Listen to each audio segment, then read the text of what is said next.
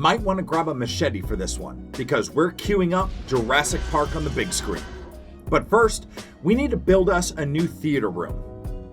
Today, we're counting down 30 of our favorite DIY projects, starting with number 30.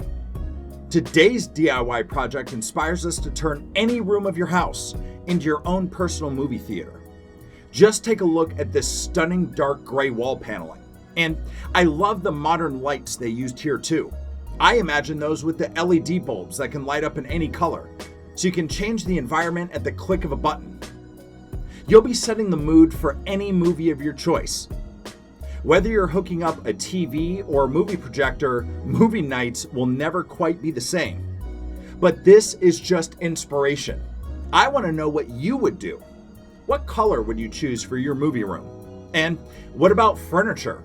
Would you have those oversized leather lazy boys like at the theater? Or maybe a giant couch? Or better yet, oversized beanbag chairs? But most importantly, I want to know, what movie would be first in your brand new home theater? Comment below. Thanks for watching, and check in tomorrow as we look at number 29, a DIY man cave bar.